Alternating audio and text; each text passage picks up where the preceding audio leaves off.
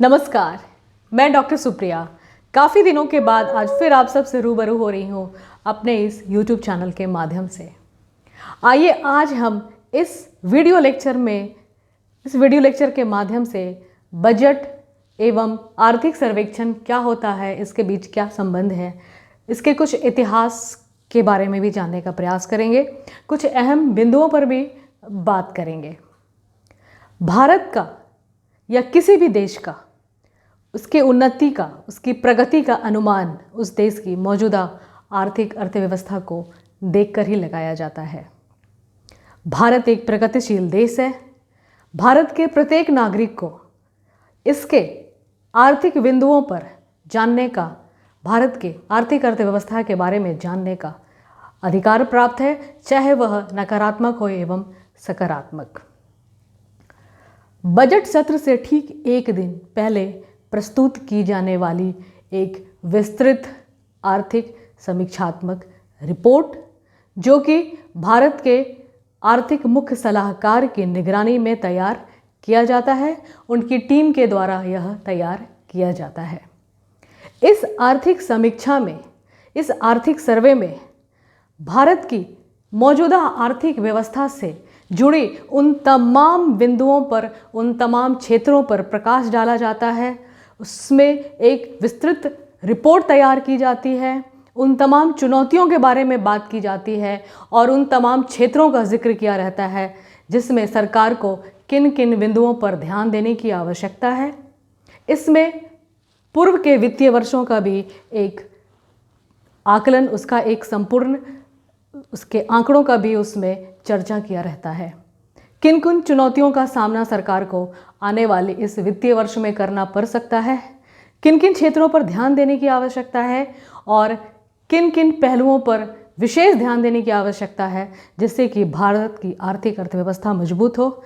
इसका एक संपूर्ण रिपोर्ट, एक महत्वपूर्ण दस्तावेज जो भारत के वित्त मंत्रालय के अधीन रहता है, जिसको भारत के वित्त मंत्री बजट सत्र से एक दिन पहले पेश करते हैं। इसके कुछ ऐतिहासिक बिंदुओं पे बात करें। सन यानी कि साल 1950-51 में जब भारत का पहला आम चुनाव होता है, इसी साल केंद्रीय बजट भी पेश किया जाता था। यानी कि यह जो आर्थिक समीक्षा है या आर्थिक सर्वे की रिपोर्ट भी केंद्रीय बजट के साथ ही प्रस्तुत की जाती थी। बजट सत्र से पहले या एक दिन पहले इसको पेश करने का कोई नियम नहीं था। यह जो नियम है साल 1964 तक चलता है और 1964 के बाद इसे केंद्रीय बजट से अलग कर दिया जाता है। यानी बजट सत्र से एक दिन पहले इस आर्थिक समीक्षा की रिपोर्ट को पेश किया जाता है।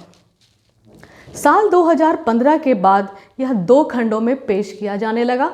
यानी कि पहले खंड में उन तमाम नीतिगत सुझावों का वर्णन किया रहता है जो कि सरकार को के सामने प्रस्तुत किया जाता है। यानी कि इन सुझावों को मानने के लिए सरकार बाध्य नहीं होती है या वो उनको बाध्य नहीं किया जा सकता है।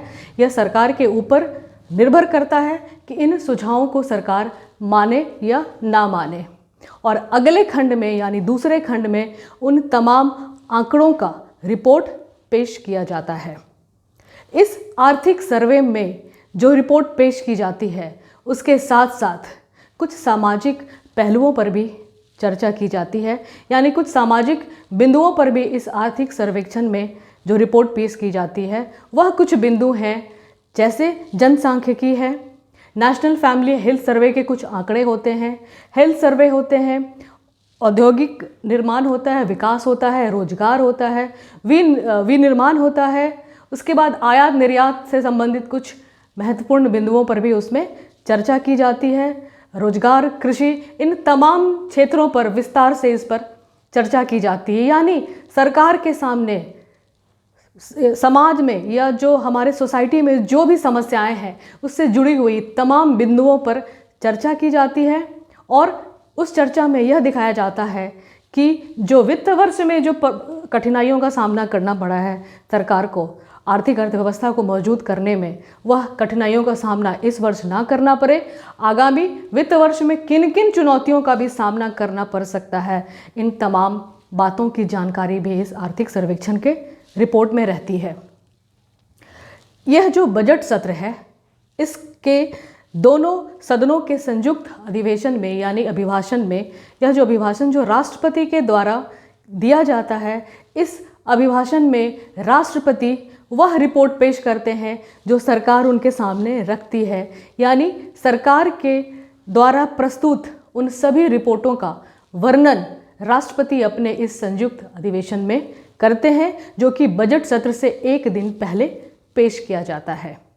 इसमें भी उन्हीं बातों की चर्चा की जाती है कि बजट सत्र जो है वह पूर्व के सालों में किन किन चुनौतियों का सामना किया है, किन किन क्षेत्रों में इसने विकास किया, किन किन क्षेत्रों में इसने प्रगति की और इस वित्त वर्ष में इसको किन किन चुनौतियों का सामना करना पड़ सकता है।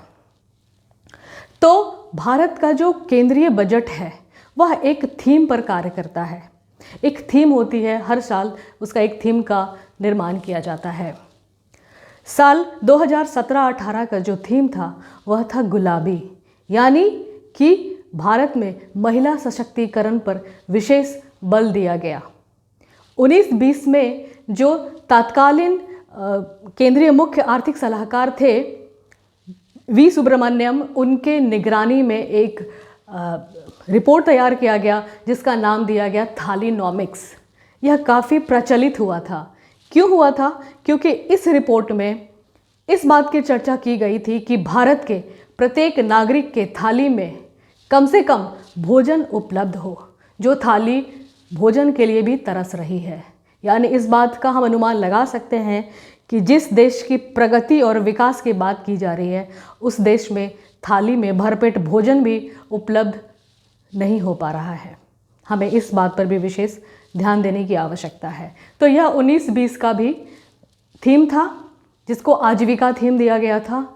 और इस साल का जो थीम है इसका नाम है 21-22 का जो थीम है इसका नाम था त्वरित दृष्टिकोण।